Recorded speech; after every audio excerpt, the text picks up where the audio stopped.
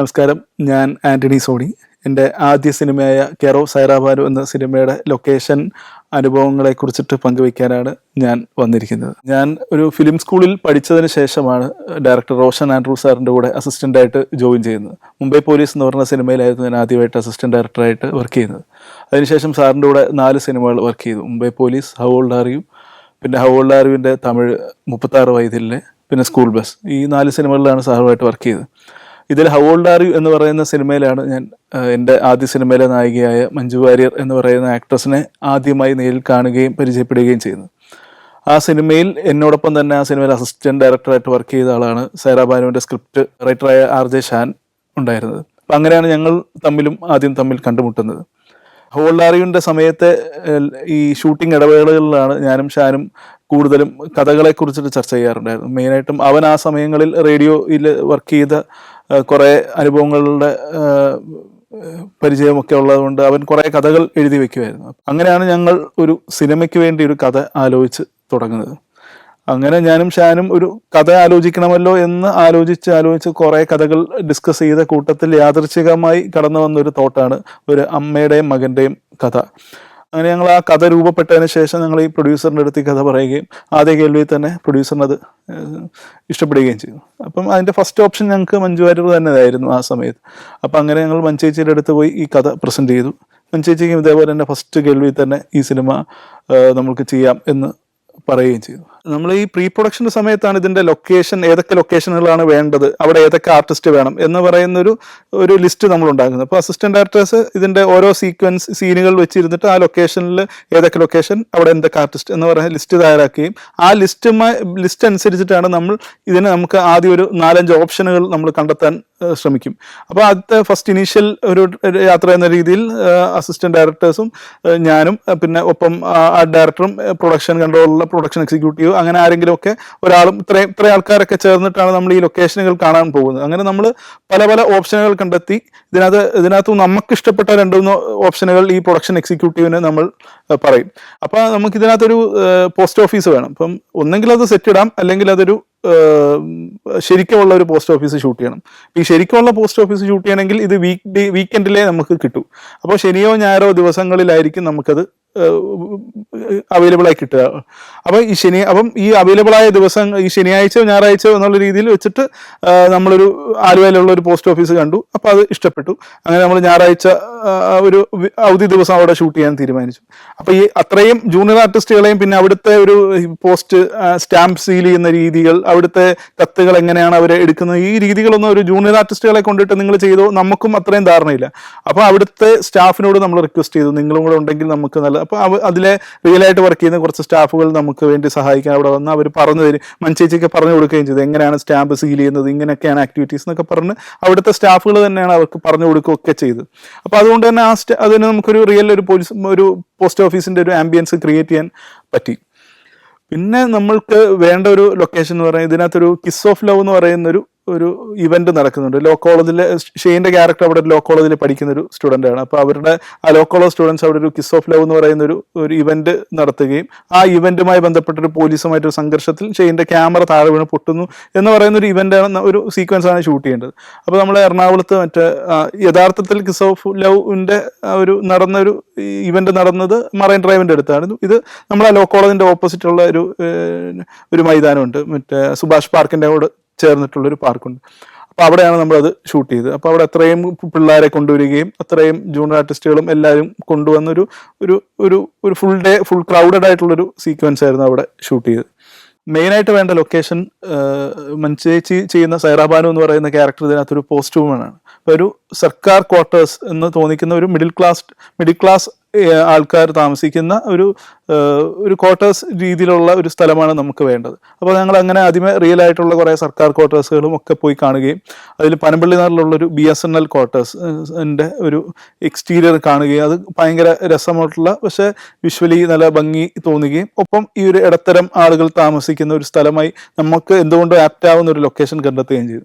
പക്ഷേ അതിൻ്റെ ഇൻറ്റീരിയർ ഭയങ്കര കൺജസ്റ്റഡ് ആയിട്ടുള്ള ഒരു സ്ഥലമാണ്. അപ്പോൾ നമ്മൾ ഷൂട്ടിംഗ് എന്ന് പറയുമ്പോൾ ഇത്രയും ആൾക്കാർ നിന്ന് ഒരേ സമയം വർക്ക് ചെയ്യുകയും ഒപ്പം ഫ്രെയിമിൽ ഒരു ഡെപ്ത് ചെയ്യുകയും ഒക്കെ ചെയ്യുന്ന ഒരു ലൊക്കേഷനാണ് നമുക്ക് വേണ്ടത്. എക്സ്റ്റീരിയർ കൊണ്ട് ആ ലൊക്കേഷൻ ഓക്കെ ആവുകയും പക്ഷെ ഇന്റീരിയറിൽ നമുക്ക് വർക്ക് ചെയ്യാൻ പ്രാക്ടിക്കലി പോസിബിളും അല്ലാത്തൊരു സാഹചര്യം ഉണ്ടാവുകയും ചെയ്തു. അപ്പോഴാണ് ആർട്ട് ഡയറക്ടർ സിറിൽ കുരുവിള സിറിലേട്ടൻ പറയും നമുക്കിതൊരു സെറ്റ് ഇടാം എന്ന് പറയാം. അങ്ങനെ നമ്മളിതൊരു സെറ്റ് ഇടാൻ തീരുമാനിക്കുകയും ചെയ്തു. അപ്പോൾ അവിടെ അങ്ങനെ സെറ്റ് ഇട്ടത് നമ്മൾ എറണാകുളത്ത് ന്യൂആൻസ് കോളേജിന്റെ തൊട്ടടുത്തൊരു ജാപ്പനീസ് ഭാഷ പഠിപ്പിക്കുന്ന ഒരു ഇൻസ്റ്റിറ്റ്യൂട്ട് ഉണ്ട്. അതിന്റെ മുകളിലത്തെ നില വേക്കൻ്റ് ആയി കിടക്കുകയായിരുന്നു. അപ്പം നമ്മൾ വേറെ ഏതോ ലൊക്കേഷൻ കാണാൻ വേണ്ടി അതുവഴി പാസ് ചെയ്ത് പോയപ്പോഴാണ് ഈ ലൊക്കേഷനെ കണ്ടപ്പം അത് മറ്റൊരു അഡ്വക്കേറ്റിന്റെ ഒരു ഓഫീസായിട്ട് ഇതിന്റെ എക്സ്റ്റീരിയർ ഉപയോഗിക്കാമല്ലോ എന്ന് വിചാരിച്ച് കാണാൻ ചെന്നതാണ്. പക്ഷെ അതിന്റെ മേളിൽ കയറി നോക്കി കഴിഞ്ഞപ്പോൾ നമുക്ക് ഇത് സെറ്റ് ഇടാനും വണ്ടികളൊക്കെ പാർക്ക് ചെയ്യാനും ഒരു ക്രൂവിനെ അത്രയും അക്കോമഡേറ്റ് ചെയ്യാനൊക്കെ പറ്റുന്ന ഒരു ലൊക്കേഷൻ ആയിട്ട് തോന്നുകയും അങ്ങനെ അവിടെ സെറ്റ് ഇടാൻ തീരുമാനിക്കുകയും ചെയ്തു. അപ്പൊ അങ്ങനെ ആ സെറ്റ് ഇട്ട് വന്ന് സിനിമയിൽ നമ്മൾ ഇതിന്റെ എക്സ്റ്റീരിയറും ഇന്റീരിയറും കാണുമ്പോൾ ഇത് രണ്ട് ലൊക്കേഷനായിട്ട് തോന്നാത്ത രീതിയിൽ അതിന്റെ ആർട്ട് പ്രൊഡക്ഷൻ ഡിസൈൻ അത് ഭയങ്കര നന്നായി ചെയ്യും. സിറിലേട്ടൻ അതിനെ ആ രീതിയിൽ തന്നെ അതിനെ ഇന്റീരിയറും എക്സ്റ്റീരിയറും ഒരേപോലെ തോന്നിക്കുന്ന രീതിയിൽ തന്നെ അത് സെറ്റിട്ട് തരികയും ചെയ്തു. അതുകൊണ്ട് തന്നെ നമുക്ക് ആ സെറ്റിന്റെ ഉള്ളിലേക്ക് ഫസ്റ്റ് നമ്മൾ ഷൂട്ടിംഗ് തുടങ്ങുന്നത് ഇന്റീരിയറിൽ വെച്ചിട്ടാണ്. അപ്പൊ നമ്മൾ പൂജ നടത്തിയത് തന്നെ ആ വീട്ടിലേക്ക് ഒരു വിളക്ക് എടുത്ത് മഞ്ചേച്ചി ഉള്ളിലേക്ക് കയറുന്നത് പോലെയാണ് നമ്മൾ അതിന്റെ പൂജ സെറിമണി നമ്മൾ ക്രമീകരിച്ചത്. അപ്പൊ ഒരു വീട്ടിലേക്ക് കയറി താമസം നടത്തുന്ന പോലെ ആയിരുന്നു നമ്മൾ എല്ലാ ക്രൂവും ആ സെറ്റിലേക്ക് കയറി വന്നത്. അപ്പൊ ആദ്യത്തെ ഒരു 6 ദിവസം നമ്മളൊരു വീട്ടിൽ താമസിക്കുന്ന പോലത്തെ ഒരു പ്രതീതിയായിരുന്നു അതിന്റെ ഇന്റീരിയറും ഒക്കെ ചെയ്തത്. അതിനുശേഷം പിന്നെ നമുക്ക് രണ്ടാമത് വേണ്ട അതിന്റെ ലൊക്കേഷൻ വേണ്ടത് ഈ ഷെയ്ൻ പഠിക്കുന്ന ലോ കോളേജ് ആണ്. അവനൊരു ലോ കോളേജ് സ്റ്റുഡൻ്റ് ആണ്. അപ്പം അവർക്ക് ഗസ്റ്റ് ലെക്ചറിങ്ങിനൊക്കെ വരുന്ന ഒരു അഡ്വക്കേറ്റിന്റെ റോളാണ് അമല മാമിന്റെ. അപ്പം അവിടുത്തെ മൂഡ് കോർട്ടിലാണ് നമ്മൾ ആദ്യമേ ഇവർ തമ്മിലുള്ള ഒരു ഇന്ററാക്ഷൻ പ്ലാൻ ചെയ്തത്. പിന്നീട് പക്ഷെ അത് നമ്മൾ ഹൈക്കോടതിയിലെ ഇവരുടെ വാദത്തിന് വേണ്ടി ഫസ്റ്റ് ഒരു ഹൈക്കോടതിയായിട്ട് ഷൂട്ട് ചെയ്തത് അതിന്റെ മൂഡ് കോർട്ടും പിന്നീട് ആ ഇന്ററാക്ഷൻ സെഷൻ മഹാരാഷ്ട്രയിലെ ഒരു ക്ലാസ് റൂമുമായിട്ട് നമ്മൾ സെറ്റ് ചെയ്യുകയും ചെയ്തു. മഹാരാഷ്ട്രയിൽ ഷൂട്ട് ചെയ്യുന്നതിന്റെ ഒപ്പം തന്നെ നമ്മൾ മഹാരാഷ്ട്രന്റെ എക്സ്റ്റീരിയർ പിന്നീട് ജില്ലാ കോടതിന്റെ എക്സ്റ്റീരിയർ ആയിട്ട് ഷൂട്ട് ചെയ്യുകയും ചെയ്തു. ഇതിൽ ഇന്റർവെൽ സീക്വൻസ് ഉണ്ട്. അതായത് ഈ ഷെയ്നും ചേച്ചിയും ഇങ്ങനെ ഒരു ബ്രോഡ്വേ പോലത്തെ ഒരു സ്ഥലത്ത് ഭയങ്കര കൺജസ്റ്റഡ് ആയിട്ടുള്ള ഒരു സ്ട്രീറ്റ് ആണ് എറണാകുളം ബ്രോഡ്വേ എന്ന് പറയുന്നത്. അപ്പൊ അത് നമ്മൾ റിയൽ ആയിട്ട് അവിടെ തന്നെ ഷൂട്ട് ചെയ്യാം എന്ന് തീരുമാനിക്കും. അപ്പം ഒരു ഫിലിം ഷൂട്ടിംഗ് അവിടെ നമ്മൾ നടത്താന്ന് പറയുന്നത് അത്രയും ക്രൗഡിനെ നമ്മൾ മാനേജ് ചെയ്യണം. അപ്പോൾ അവിടുത്തെ ലോക്കൽ പോലീസുകാരൊക്കെ വന്നിട്ട് പറഞ്ഞാൽ നിങ്ങൾക്ക് ഇവിടെ ഷൂട്ട് ചെയ്യാൻ പറ്റുന്നില്ല എന്നൊക്കെ പറഞ്ഞിട്ട് വേഗം ഷൂട്ട് ചെയ്ത് തീർക്കണം, ഇവിടെ ട്രാഫിക് ബ്ലോക്ക് ആവും എന്നൊക്കെ പറഞ്ഞിട്ട് ഭയങ്കര അവരുടെ ഭാഗത്തുനിന്നും വലിയ സപ്പോർട്ടൊന്നും റോഡിന്റെ പെർമിഷൻ എടുത്തിട്ടുണ്ടെങ്കിൽ പോലും അവർക്ക് ഈ രീതിയിൽ ക്രൗഡിനെ കൺട്രോൾ ചെയ്യാനൊന്നും അവരും ഒട്ടും താല്പര്യം കാണിക്കുന്നുണ്ടായില്ല. പക്ഷെ ആ സമയത്ത് ആ സീക്വൻസ് നമ്മൾ ഷൂട്ട് ചെയ്യുമ്പോൾ ഈ ഷെയ്നെ അറസ്റ്റ് ചെയ്യേണ്ടത് ഗണേഷ് കുമാർ ചെയ്യുന്ന ക്യാരക്ടറാണ് ഷെയ്നെ അറസ്റ്റ് ചെയ്തുകൊണ്ട് പോകുന്നത്. ഇപ്പം ഗണേഷ് ചേട്ടനൊരു എക്സ് മിനിസ്റ്ററും ഒക്കെ ആയതുകൊണ്ട് തന്നെ സ്വാഭാവികമായിട്ടും ഗണേശേട്ടൻ വന്നപ്പോൾ മുതൽ പോലീസുകാരൊക്കെ അവിടെ ഉണ്ട്. അപ്പൊ അതുകൊണ്ട് നമുക്ക് പിന്നെ ആ സീക്വൻസ് നമ്മൾ തുടക്കത്തിൽ വിചാരിച്ച ബുദ്ധിമുട്ട് അവിടെ ഉണ്ടായില്ല. അതുകൊണ്ട് തന്നെ ഈസിലി നമുക്ക് ആ സീൻ ഷൂട്ട് ചെയ്ത് തീർക്കാൻ പറ്റി. ഇപ്പൊ ഇത്രയും ക്രൗഡഡായിട്ട് ഒരു സ്ഥലത്ത് ഇത്ര ആർട്ടിസ്റ്റുകളെ വെച്ച് നമ്മൾ ഷൂട്ട് ചെയ്യുമ്പോൾ ആരെങ്കിലും ഒക്കെ ക്യാമറയിൽ നോക്കുകയോ ഒക്കെ ചെയ്ത് നമുക്കത് വീണ്ടും റീടേക്ക് ഒക്കെ പോകേണ്ടതായിട്ടുള്ള സാഹചര്യം വരും. അപ്പൊ അതിനെ ഒരു പരിധി വരെ നമുക്ക് ആ സമയത്തിൽ ചെയ്തു തീർക്കാൻ പറ്റിയത് അങ്ങനെ ഒരു ആർട്ടിസ്റ്റ് അവിടെ ഉള്ളത് ആളുടെ പ്രസൻസ് ഉള്ളത് കൊണ്ട് തന്നെ പോലീസുകാരുടെ സഹായമൊക്കെ നമുക്ക് പെട്ടെന്ന് കിട്ടുകയും അത് നമ്മൾ ഉദ്ദേശിച്ച സമയത്ത് തന്നെ അത് കംപ്ലീറ്റ് ചെയ്യാനും പറ്റി ആ സീക്വൻസ്. ഇന്ത്യയിലെ 13 സംസ്ഥാനങ്ങളിലൂടെയുള്ള സഞ്ചാരം ഇപ്പോൾ പെൻഡ്രൈവിൽ ലഭിക്കുന്നു. ചരിത്രവും ഐതിഹ്യങ്ങളും യഥാർത്ഥ ജീവിതവും ഒത്തുചേരുന്ന ഇന്ത്യൻ കാഴ്ചകളുടെ ഈ അസുലഭ ശേഖരം സ്വന്തമാക്കാൻ 99544422 എന്ന നമ്പറിലേക്ക് ഇന്ത്യ എന്ന് SMS ചെയ്യൂ. പിന്നെ ഇതിനകത്ത് ഏറ്റവും ഇമ്പോർട്ടൻ്റ് ആയിട്ട് ഈ ലൊക്കേഷനിൽ നമുക്ക് ഏറ്റവും ഒരു കണ്ടുപിടിക്കാനും ഷൂട്ട് ചെയ്യാനും ഒക്കെ നമ്മൾ ഏറ്റവും കൂടുതൽ പ്രയാസപ്പെട്ടതും നമ്മൾ ഏറ്റവും കൂടുതൽ കണ്ടെത്താൻ ബുദ്ധിമുട്ടിയതുമായിട്ടൊരു ലൊക്കേഷൻ ഇതിനൊരു റെയിൽവേ ട്രാക്കാണ്. അതായത് ഈ സിനിമയുടെ ഒരു മേജർ ഇൻസിഡന്റ് നടക്കുന്നത് ഒരു ഷെയ്ൻ്റെ ക്യാരക്ടർ പുള്ളിയുടെ ലോ കോളേജിൽ ഒരു സീനിയറായിട്ട് പഠിക്കുന്ന ഒരാളും ഒരു ബൈക്കിൽ ട്രാവൽ ചെയ്യുന്ന വഴി ഈ മദ്യപിച്ച് വണ്ടി ഓടിക്കുന്ന സീനിയർ ഒരു ട്രെയിൻ പോകുന്നത് കണ്ടിട്ട് ആ ട്രെയിനിനെ ചേസ് ചെയ്ത് തോൽപ്പിക്കണം എന്ന് പറഞ്ഞിട്ട് ഒരു ട്രെയിനിനെ പാരലലി വണ്ടി ഓടിക്കുകയും പിന്നെ ആ ട്രെയിൻ നിർത്തിയിടുമ്പോൾ ആ ട്രെയിൻ കവർ ചെയ്ത് ഇയാൾ തിരിഞ്ഞു വരുമ്പോൾ ഒരു സൈക്കിളുകാരനെ ചെന്ന് ഇടിക്കുന്നതുമായിട്ടൊരു സീക്വൻസ് ആണ് നമുക്ക് വേണ്ടത്.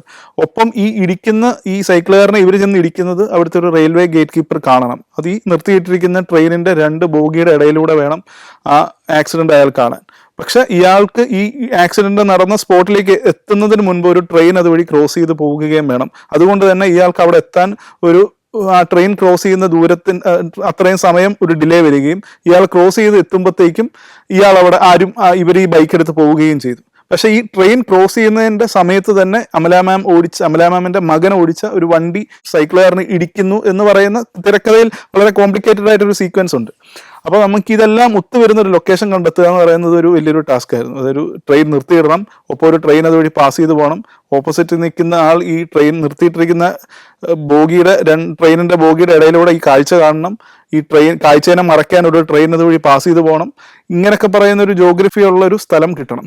അപ്പൊ ഇത് നമ്മൾ കേരളത്തിൽ പല സ്ഥലങ്ങളിൽ നോക്കുമ്പോഴൊക്കെ ഇതിന്റെ ഒരു ട്രെയിൻ നിർത്തിയിട്ടിട്ട് ഷൂട്ട് ചെയ്യുക എന്ന് പറയുന്നത് പ്രാക്ടിക്കലി നമുക്ക് ബുദ്ധിമുട്ടുള്ള ഒരു കാര്യമായിട്ട് തോന്നുകയും പിന്നീട് കുറെ നാളത്തെ അന്വേഷണത്തിൽ നിന്നാണ് പിന്നെ ഹൈദരാബാദ് പോലത്തെ ഒരു സ്ഥലത്ത് അവിടുത്തെ ഒരു ഔട്ട്സ്കേർട്ടിൽ രാത്രി 10 മണിക്ക് ശേഷം ഒരു ട്രെയിൻ നമ്മൾ ഹയർ ചെയ്യുകയും അവിടെ ഒരു അധികം തിരക്കില്ലാത്ത ഒരു റെയിൽവേ ട്രാക്ക് നമ്മൾ റെന്റ് ഔട്ട് ചെയ്യുകയും അവിടെ ഈ ട്രെയിൻ നമ്മൾ വാടകയ്ക്ക് എടുക്കുകയും അവിടെ പോയിട്ടാണ് നമ്മൾ ആ സീക്വൻസ് ഷൂട്ട് ചെയ്യുന്നത്. അപ്പോൾ അതുകൊണ്ട് തന്നെ നമ്മുടെ ആവശ്യത്തിന് ഒരു ട്രെയിൻ നമ്മൾ ഓടിക്കുകയും പിന്നെ വീണ്ടും റീടേക്കിന് ആ ട്രെയിൻ തിരിച്ചു കൊണ്ടുവരികയും അങ്ങനെ 3-4 ട്രേക്കിൽ ആ ട്രെയിൻ അങ്ങോട്ടും ഇങ്ങോട്ടും ഓടിച്ചിട്ടാണ് നമ്മൾ ആ സീക്വൻസ് എടുക്കുന്നത്. അപ്പോൾ ആദ്യമായിട്ടാണ് ഒരു ട്രെയിനിനെ നമ്മൾ സാധാരണ ഒരു വണ്ടിയും അല്ലെങ്കിൽ ഒരു ബസ്സോ ഒക്കെ നമ്മൾ അങ്ങനെ ഓടിച്ചിട്ടുണ്ടെങ്കിലും ഒരു ട്രെയിനിനെ നമ്മുടെ കൺട്രോളിൽ ഷൂട്ട് ചെയ്യുന്നത് ആദ്യമായിട്ടാണ്. അപ്പൊ അങ്ങനെ നമ്മളൊരു ട്രെയിൻ ഷൂട്ട് ചെയ്തു. ഓപ്പോസിറ്റ് അത് ആ സമയത്ത് പോകുന്ന ഒരു എക്സ്പ്രസ് ട്രെയിനിന്റെ സമയം നോക്കി അവിടെ അങ്ങനെ കാത്തു നിന്ന് ഒരു ഷോട്ട് എടുത്തു.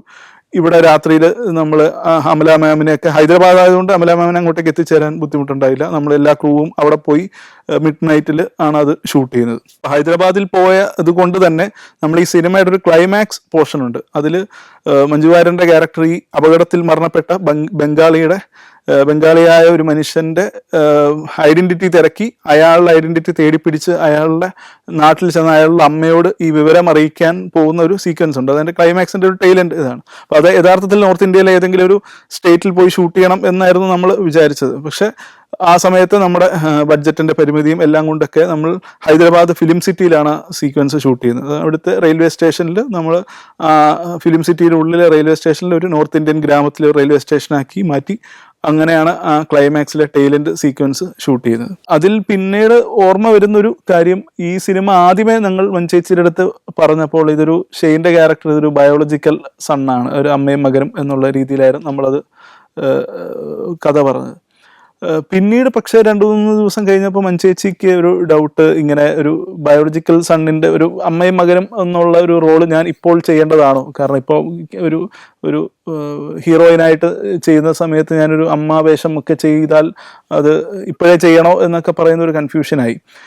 ഒരു പെട്ടെന്നുള്ളൊരു തോട്ടിലാണ് എന്തുകൊണ്ട് ഇതൊരു ബയോളജിക്കൽ സണ്ണല്ല, ഇവർ ജന്മം കൊടുത്തതല്ല, പക്ഷെ ഇവർക്ക് മകനെ പോലെ ഇത് സ്വീകരിക്കുകയും മകനെ പോലെ കരുതുകയും ചെയ്യുന്ന ഒരു റിലേഷൻഷിപ്പ് ആവുന്ന രീതിയിൽ ആക്കിയാൽ എങ്ങനെ ഉണ്ടാവും എന്നുള്ളൊരു തോന്നലാണ്. അപ്പൊ അത് നമ്മൾ മഞ്ചേച്ചിയോട് ഷെയർ ചെയ്തപ്പോൾ മഞ്ചേച്ചിക്കും അത് ഓക്കെയാണ്. അപ്പൊ അതൊരു സീക്വൻസിൽ ഒരാളോട് ഈ കഥ പറയണം, ഇവരുടെ പാസ്റ്റ് ഇങ്ങനെ ആയിരുന്നു എന്ന് പറയണം. അപ്പൊ ആ ഡയലോഗ് നറേറ്റ് ചെയ്യണമെങ്കിൽ അത്രയും കേട്ടിരിക്കാൻ നമുക്ക് ഇഷ്ടമുള്ള ഒരാൾ പറയുമ്പോഴാണ് അതിനൊരു ഇമ്പാക്റ്റ് വരിക എന്ന് തോന്നലിലാണ് നമ്മൾ ആ സമയത്ത് ഈ സഫാരി ചാനലിൽ സ്മൃതി എന്ന് പറയുന്ന പ്രോഗ്രാമിൽ ജോൺ ബോൾ സാറിന്റെ ടോക്കുകൾ വരാൻ തുടങ്ങിയത്. അപ്പോൾ ജോൺ ബോൾ സാറിന്റെ ടോക്ക് കേട്ടപ്പോൾ മുതൽ നമ്മൾ ചോദിച്ചു, അത് ശരിയാണ്, ഇത് ജോൺ ബോൾ സാറാണ് ഈ ക്യാരക്ടർ ചെയ്താൽ നമുക്ക് ഈ ഇത്രയും വലിയൊരു സ്റ്റോറി നറേഷൻ പറഞ്ഞാൽ അത്രയും ആളുകൾക്കും കേട്ടിരിക്കാൻ രസമുണ്ടായിരിക്കും എന്നുള്ള തോന്നലിലാണ് നമ്മൾ ജോൺ ബോൾ സാറിനെ സമീപിക്കുന്നത്. അങ്ങനെയാണ് ഞാൻ ജീവിതത്തിൽ ആദ്യമായി ജോൺ ബോൾ സാറിനെ കാണുന്നതും. സാറാണ് ഇതിനകത്ത്, സാറിൻ്റെ വീടായിട്ട് ഇത് ചേർത്തലയിൽ തകര എന്ന് പറഞ്ഞ സിനിമയുടെ പ്രൊഡ്യൂസറിൻ്റെ ഒരു വീടുണ്ട്. പുള്ളി ഭയങ്കര ഒരു കലാ ആസ്വാദകരാണ്. പുള്ളിയെ ഞാൻ വിളിച്ച് പറയാമെന്ന് പറഞ്ഞു. പിന്നീട് സാർ ഇനിഷ്യേറ്റീവ് എടുത്തിട്ടാണ് ആ വീട് നമുക്ക് പെർമിഷനൊക്കെ എടുത്ത് തരികയൊക്കെ ചെയ്തത്. അപ്പം അങ്ങനെ നമ്മൾ അവിടെ പോയി ഷൂട്ട് ചെയ്യുകയും അപ്പോൾ സാറിനും അത് ഭയങ്കര കംഫർട്ടായിരുന്നു. സാറിൻ്റെ പഴയ ഓർമ്മകളൊക്കെ ആ വീടുമായി ബന്ധപ്പെട്ട് ഒക്കെ ഉണ്ടായിരുന്നു. എൻ്റെ ആദ്യ സിനിമയായ സാരാഭാനു ഇറങ്ങിയിട്ട് ഇപ്പം 7 വർഷത്തോളം ആവുന്നു. അപ്പോൾ 7 വർഷത്തിന് മുൻപുള്ള ആ ലൊക്കേഷൻ ഓർമ്മകൾ ഇപ്പോൾ നിങ്ങളുടെ അടുത്ത് പങ്കുവയ്ക്കാൻ കഴിഞ്ഞതിൽ എനിക്കും ഒത്തിരി സന്തോഷം തോന്നുന്നുണ്ട്. അപ്പോൾ ഇപ്പം ഈ നിമിഷത്തിൽ അന്നത്തെ ആ ലൊക്കേഷൻ അനുഭവങ്ങളൊക്കെ എൻ്റെ മനസ്സിൽ വീണ്ടും തെളിഞ്ഞു വന്നു. അപ്പം ഇങ്ങനൊരു സാഹചര്യം ഈ പ്രോഗ്രാമിലൂടെ എനിക്കുണ്ടായതിൽ ഞാൻ എൻ്റെ സന്തോഷം രേഖപ്പെടുത്തുന്നു.